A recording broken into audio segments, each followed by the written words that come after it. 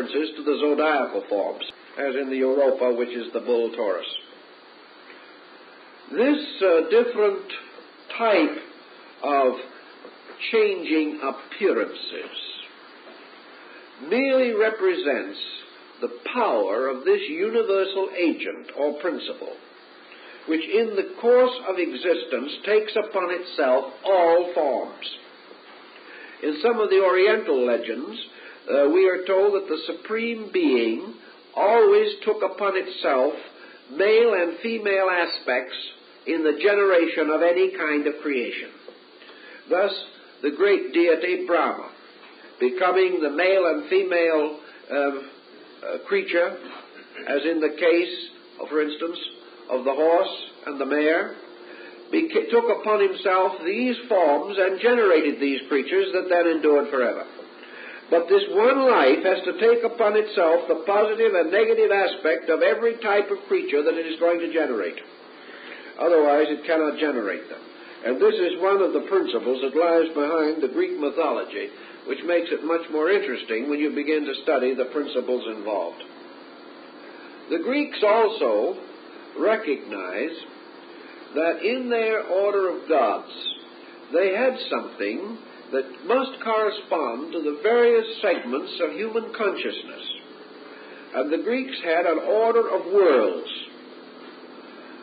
These worlds were in every case related to their mystery dramas and to their ancient concepts of astronomy and to the elements which they recognized and in which they followed very closely most other peoples who represented or recognized four elements and a fifth essence or principle, called in alchemy the quintessence, or the fifth power, from the very word quintessence, which means fifth essence. In the Greek system, then, we start with a descent of gods.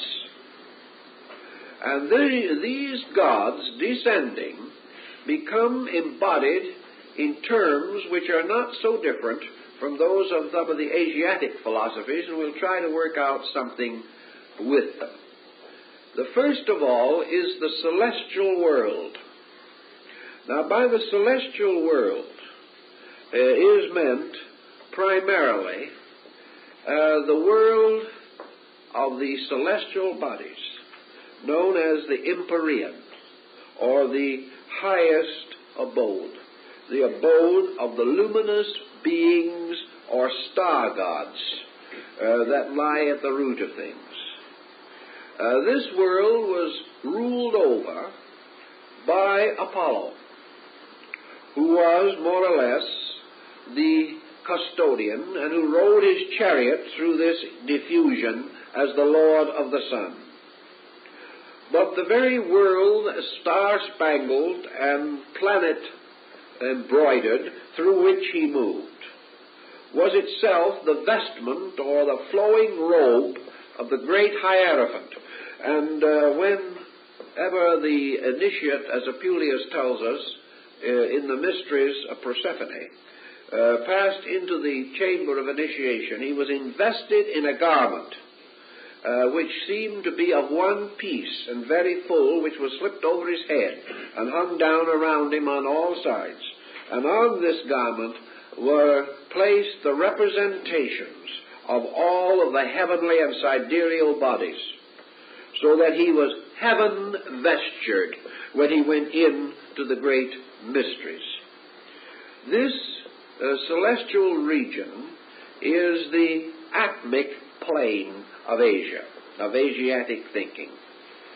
And this plane is substantially and essentially the manifestation of Zeus. But it is placed under the control and direction of one of the sons of Zeus.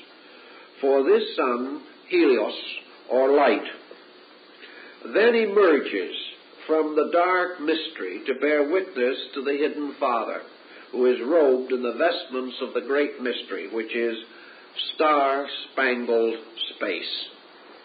These elements we have to realize.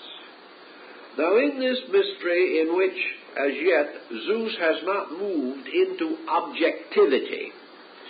We find two orders of deities developing. As we mentioned, one derived from the ancient Titanic orders, the old gods, and the others arising from the progeny of, or children of Zeus himself. And ultimately, as in most other mythologies, the old gods retire, disappear, and cease to be present, and the children of Zeus, or the products of this order of creation, take over and become the custodians of the various planes involved. The next world, below the so-called celestial, is called the spiritual. Now, there is a difference between the spiritual and the celestial. The celestial has to do with dimensions that are beyond. The spiritual life of man, for example, may be expressed through conduct here in this world. An individual may be a spiritual person without being a celestial being. He may have virtues and values. He may be heaven-like in some parts of his nature, but not so totally so that he can immediately retire into a heavenly condition. Spiritual, therefore, to the Greeks, had a little different quality of meaning from what we understand. To them it would be more, we will say, inspirational, intuitional. It was a region or area of insight by an over faculty or an internal apperception of reality. And this would correspond to the Indian concept of buddhi.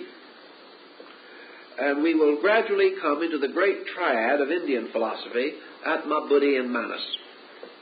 Atma being, to a degree then, the celestial, Buddhi the spiritual, Manas the mental. Now these conditions differ. Buddha is said, Gautama Buddha is said to have experienced identity with Buddhi, or with the principle of pure, intuitive, or illuminated intuition, or identification with the power to apperceive reality.